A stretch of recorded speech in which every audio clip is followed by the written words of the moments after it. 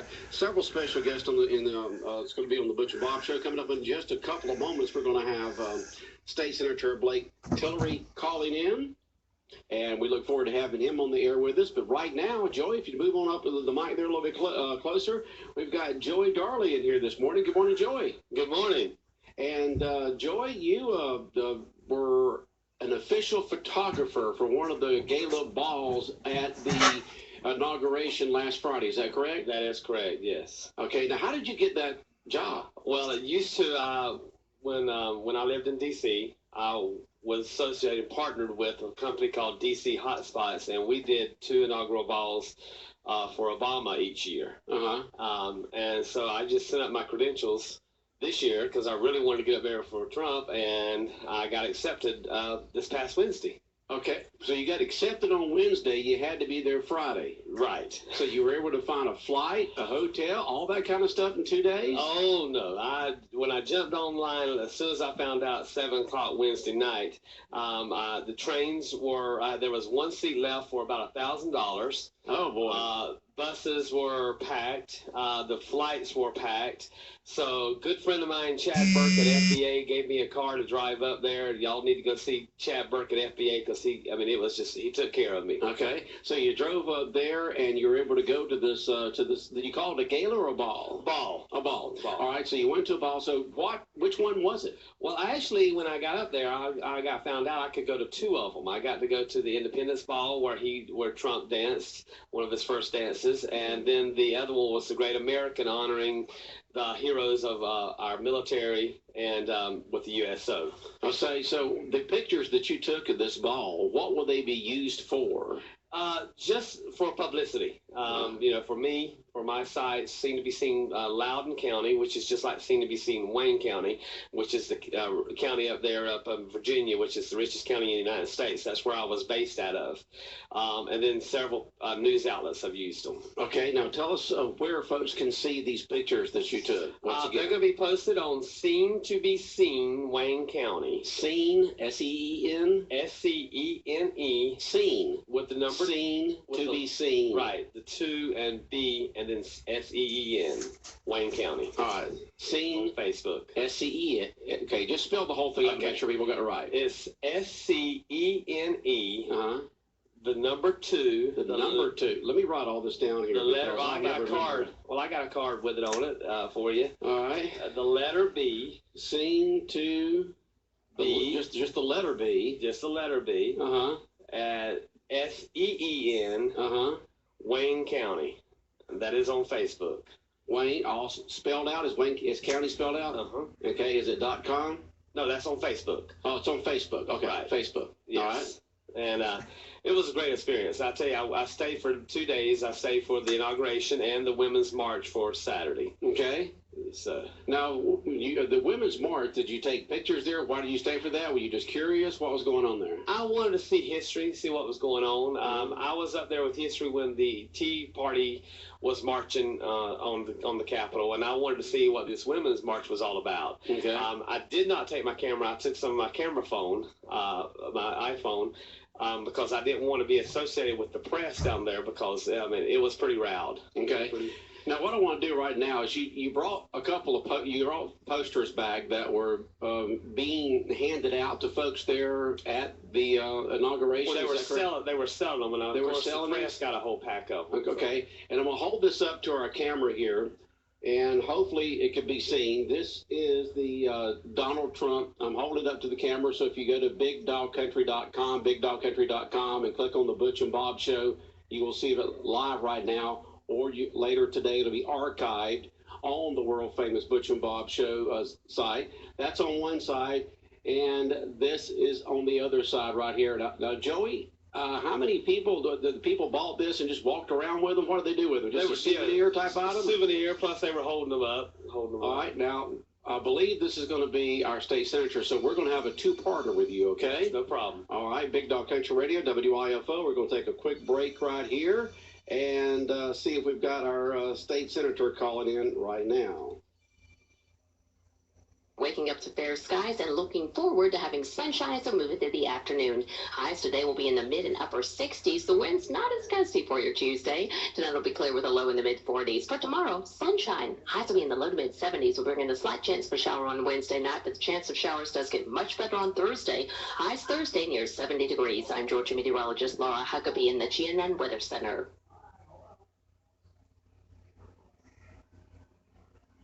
WIFO 105.5 FM and Jessup Big Dog Country Radio. Bob, we got Senator Blake Tillery on the phone with us live from Atlanta, Georgia. Hey, Blake, can you hear us?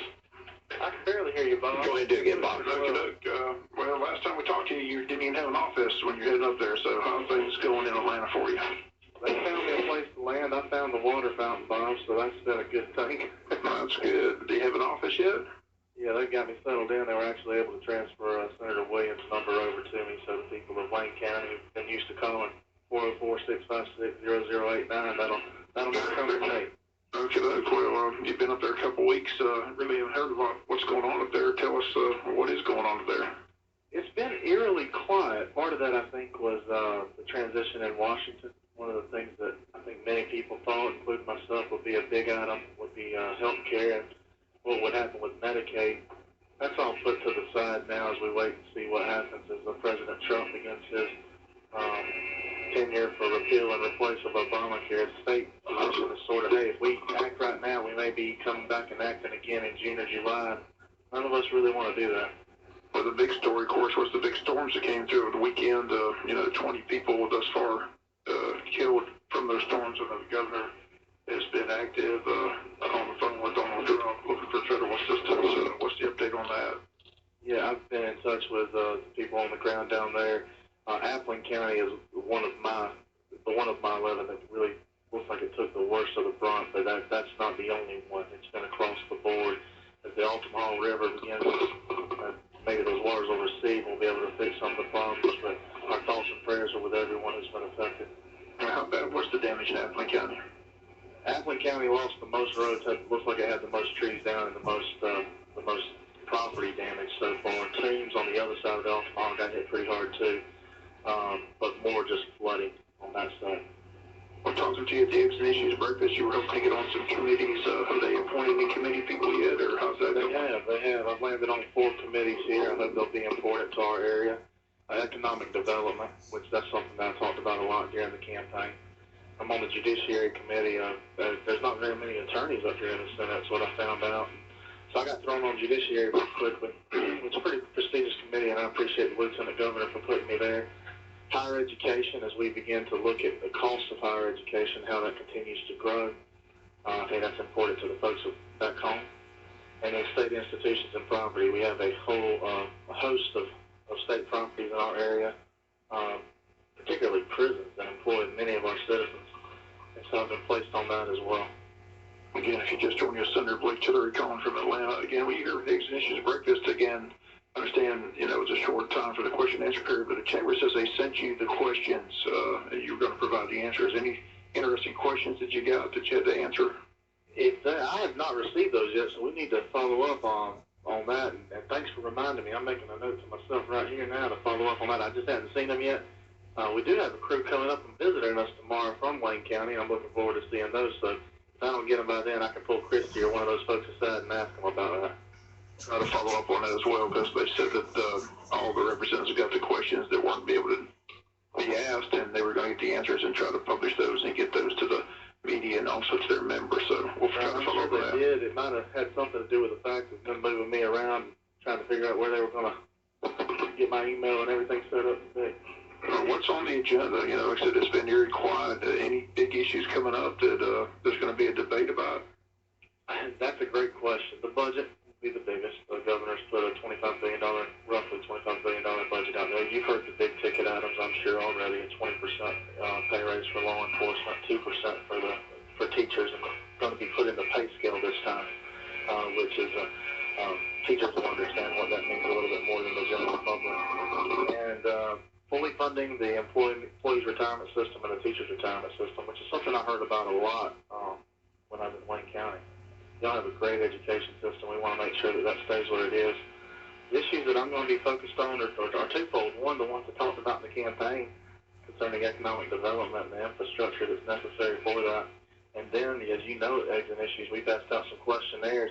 We've been tallying those results and seeing what matters to people. I've been interested in the results. It's jobs. Right? It's overwhelmingly jobs.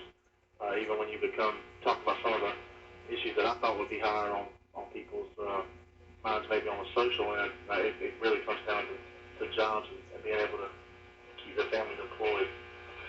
Again, as I mentioned, you have a couple weeks, but give us an average day. You know, what time you wake up, what time you get to the office, how long does the session go, what do you do after you get done the session, what's your daily work schedule like?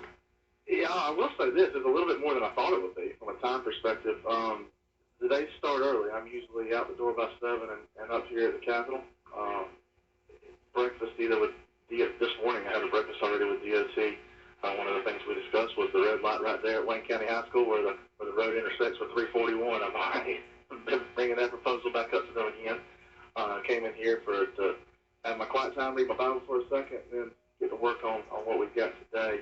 Today's a pretty short day here, but we do have a few committee meetings. My Judiciary Committee, which really seems to be carrying the brunt of the legislation right now, has quite a few bills that will be going through it. That's at 2 o'clock.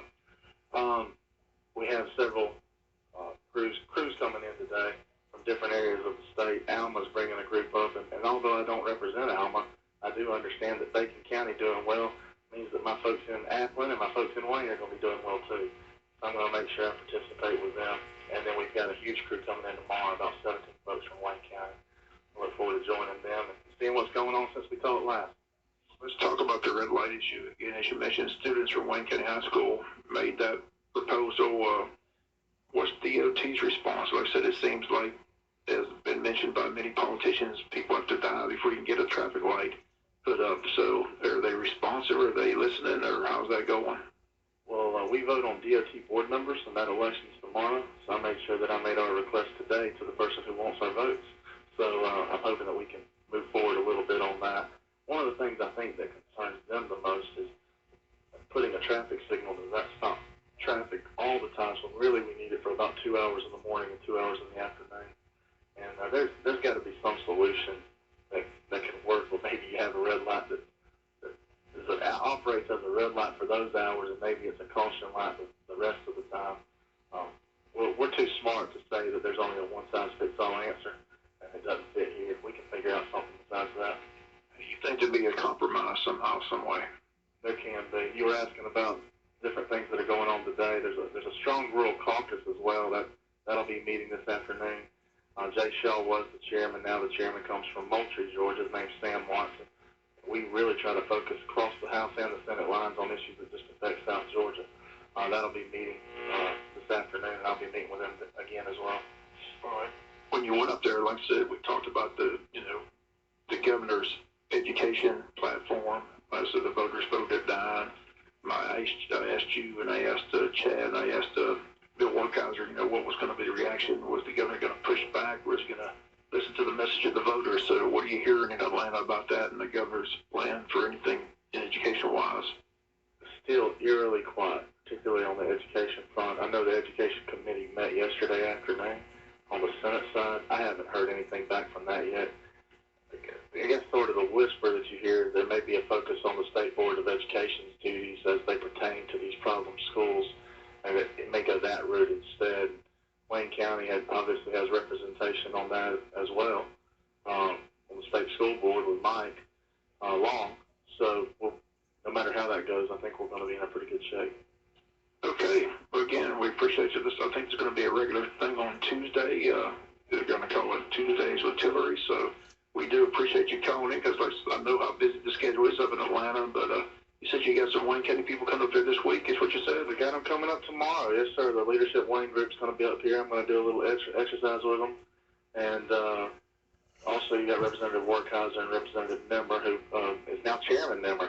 Representative Nimmer has now been appointed to be a chairman over in the House. And Representative Werkheiser is now on the Appropriations Committee, which is a huge deal, particularly for a second termer. So they're both very well respected up here, very well thought of, and Wayne County's in pretty good hands. Okay, well, we appreciate you calling us, and again, look forward to next Tuesday. Hey, thank thank you. And if folks need to get in touch with me, they've got me a Senate email now. It's blake.tillery@senate.ga.gov. Or you can call that 404-656-0089 number. And my cell phone's still the same as well, 912-245-9915. Takes me a little bit longer to get back and call you back when we're sitting in the chamber, but I'll get back to you sometime that evening, I promise. Okay, Blake, thanks so much. Thank you, guys. I hope y'all have a good day. Okay, State Senator Blake Tillery on the phone with us this morning, live from Atlanta, Georgia. It's going to be a regular thing, Tuesdays with Tillery. And so things, Bob, just getting started up there, just getting the ball rolling up there. Yeah, like I said, as I said, it's eerily quiet. It's only been a couple of weeks, but you really don't hear much coming out of the session thus far. I'm sure it'll heat up as it goes on, but right now it's been very, very quiet. Well, there's posturing right now. There's bills being put together. These state senators and state representatives get together with the staff lawyers up there to word particular laws and bills and so forth. So things are being done behind the scene. Committee members are being appointed, and it's good to see that Blake is going to be on the Judiciary Committee, and that Chad Nimber is now a chairman, and that Werkheiser is on the Appropriations Committee. So that is just absolutely fantastic for the folks of Wayne County to have people that represent our area in such high positions. All right, so as we continue on with the world-famous Butch and Bob Show, back with Joe Darley here, photographer who went up to Washington, D.C. this past Friday for the inauguration. Now, Joey, how close were you able to get to President Trump to take these pictures? Not close at all during the balls. The only time I got close to him was in the parade.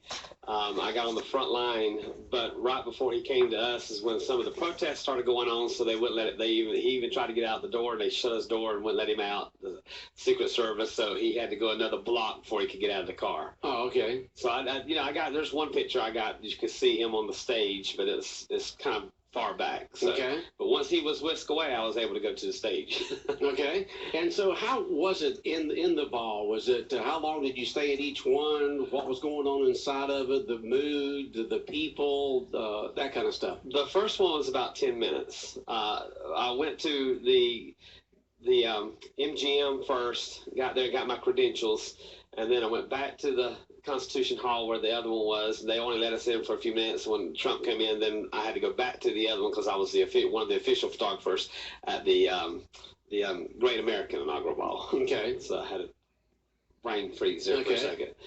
And so you had a great time up there. Oh, it was a fantastic time. It was a fantastic time. The mood was really upbeat. Everyone was in a good mood. Even during the inauguration, the protesters, there was very few of the protesters inside the gates. It took a while to get into the gates. We got there a little late because, like I said, I didn't have a ticket to get up to the front of the inauguration. But it was a packed house. Very upbeat, a lot of hope and change, saying now we can really hope for some hope and change. Now we can really praise for hope and change. Okay. So mood upbeat, everybody excited up there, and everybody having a good time at all these balls, because there's a lot of them that go on that evening, aren't they? Oh, they start Wednesday, before the inauguration. A lot of the individual states hold their own ball. There was the deplorable ball, which was Thursday night, which was it was. From what I heard from some of the photographers, was great. The sheriff from Arizona, what's his name, Al or Jay, or that I don't know, either one, the one that makes his prisoners wear pink outfits and eat bologna sandwiches and sleep in tents, he was one of the main speakers, and they said it was just like I said, it was great, upbeat time. Everybody was just happy. Well, for folks who may not know what the deplorable ball is, when the campaign was going on, candidate Clinton said that half of Trump supporters were deplorables or something like that. Is that right? That's correct. And so they decided to make light of that and have a deplorable ball. So there was a lot of balls that went all the way from, like I said, Wednesday all the way until Sunday. A lot of states had their own, like I said, their own private ball. Their own senators or Congress people would have their own balls. Well, for this one was with Republicans, you know. Yeah. And did other than the president and stuff like that, did you run into anybody that you didn't think you may see that folks may say, oh, you ran into this person?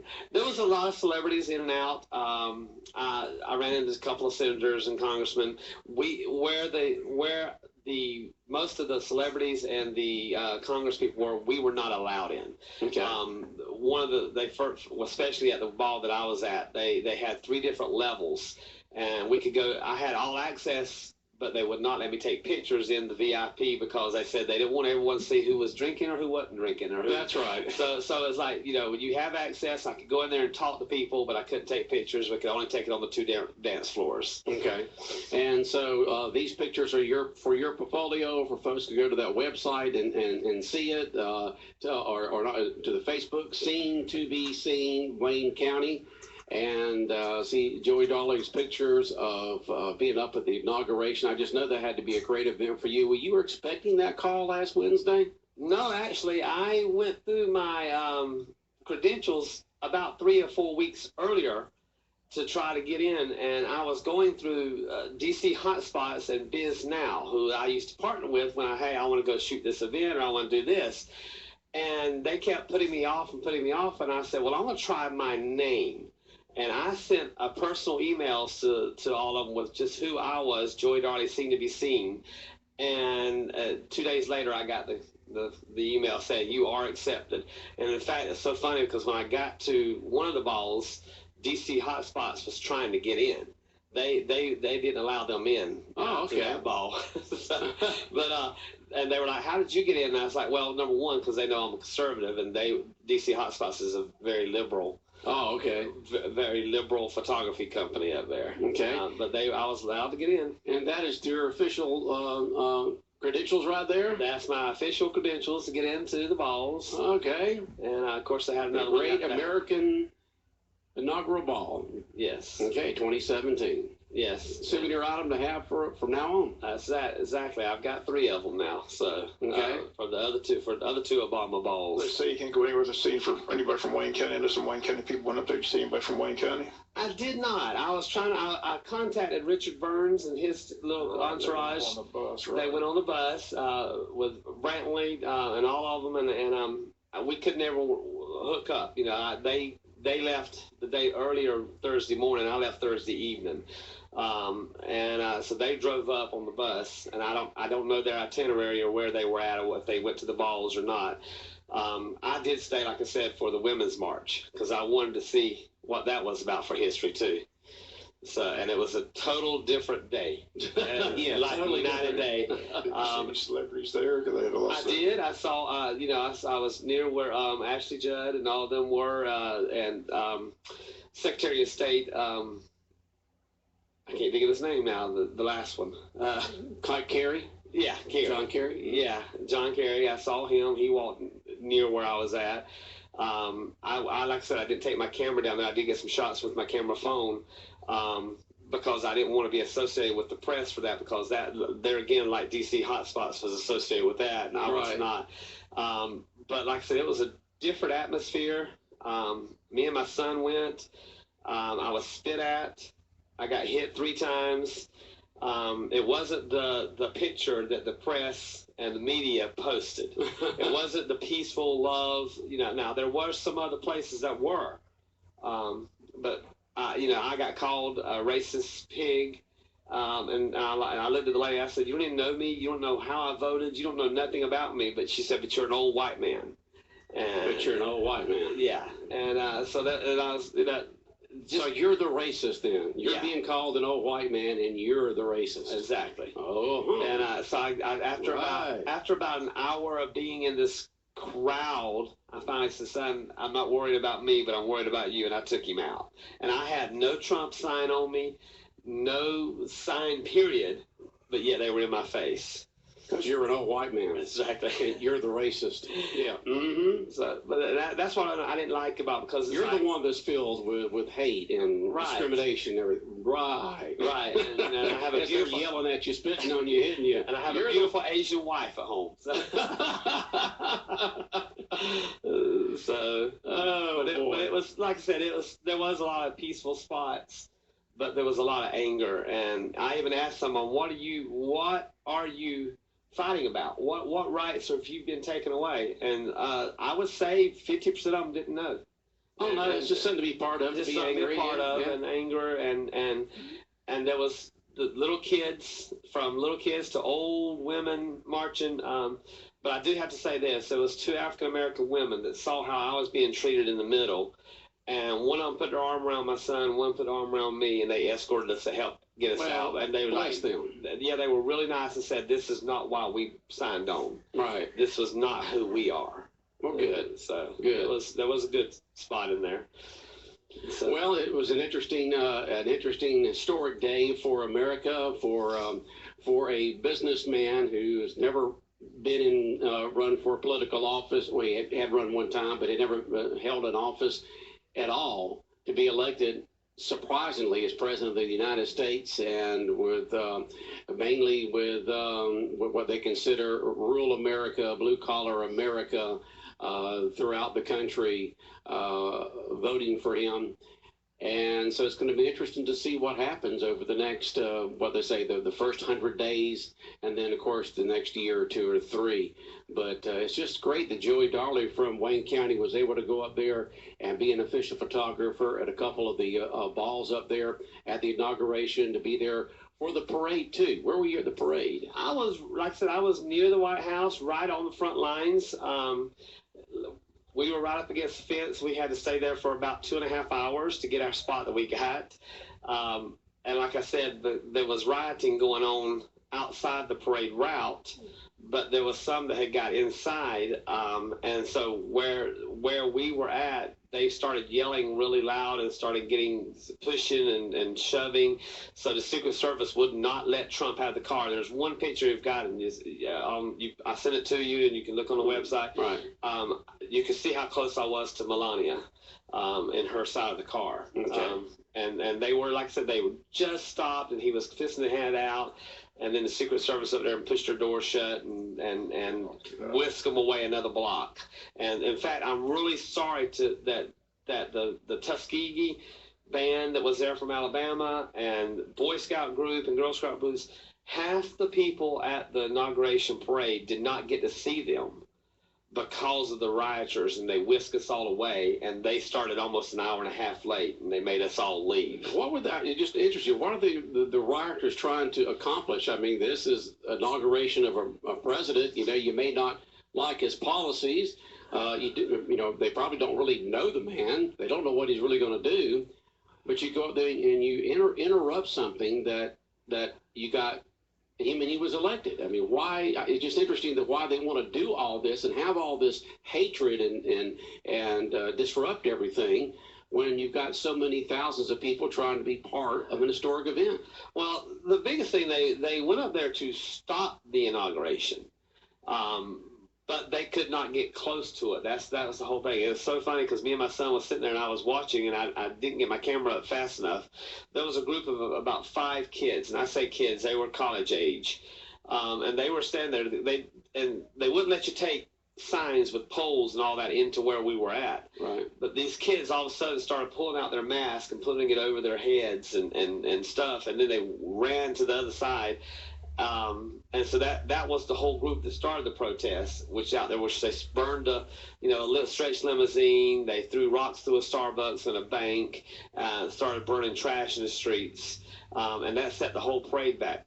They mature. Well, they interviewed one of the guys. There was several TV stations, millions of TV stations. In fact, me and my son got interviewed by 2 different ones. One for DC Magazine, and one was where Melania is from, the country she's from. Okay. They interviewed me and my son. But one interview that they interviewed just one of the rioters, and he says, "Well, they paid me to do it. Why not?" And so there's a group paid him to be there. And it was he just didn't care. He said, I got paid good money. We came up 2 days ago. Paid to come riot. Paid to be riot. And I didn't hear the rest of it, but that was literally what he said on TV. We hear that, but now we know it's true. It is true. People actually get paid to go riot. Yes, he was. Mm-hmm. could care less one way or the other. As Bob and I always say, it's always about the money. You have to have a resume for that, Send it around the world, yeah. Show us your angry face. I'm a professional rioter. Only for a year, though. I just don't know where do they find these people? That's what I don't understand. They're all unemployed. They're employed rioters, but the thing is that my resume. I rioted at this event. Well, I just think what's going to happen the next 4 years. Oh, I got to work now.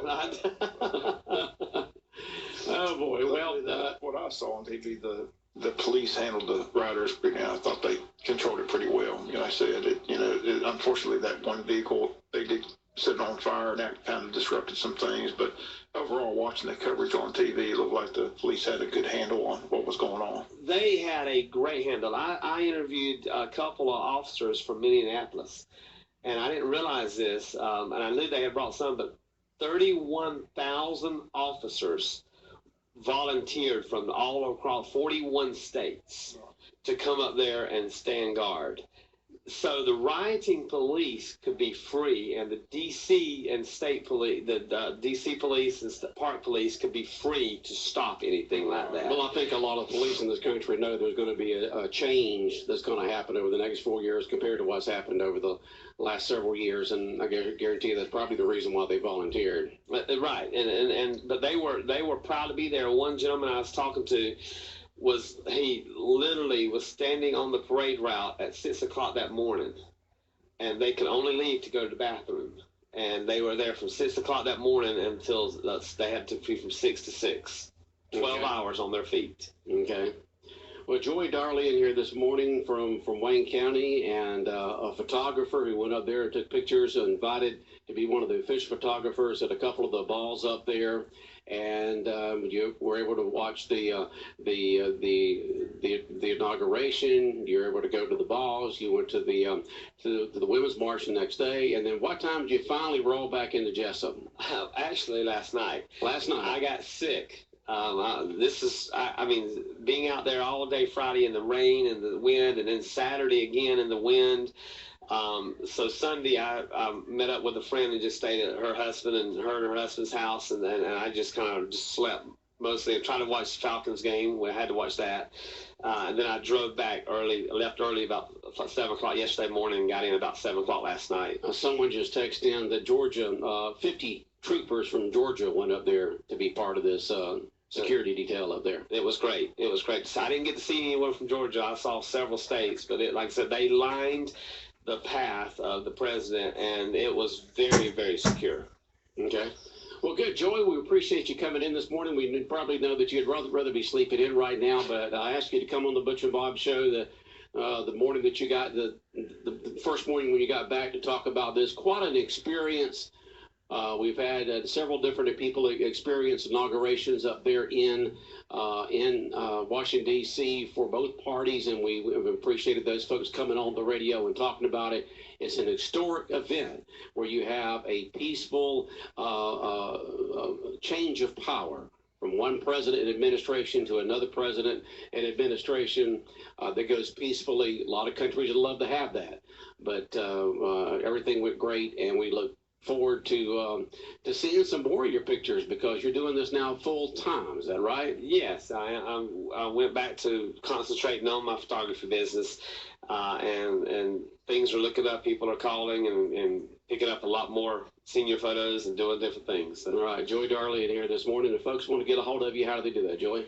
They can call me 703-728-0254 or look on Facebook, Joy Smiles Photography, and that's Joey's with an S, Smiles Photography on Facebook, and then they can message me there. All right, Joey, thank you very so much for going in. Thanks for your coming in and talking about your experience. Thanks for the posters and everything that you've done to help to share this experience with our listeners. Thank you for having me. All right. WIFO 105.5 FM in Jessup, Big Dog Country.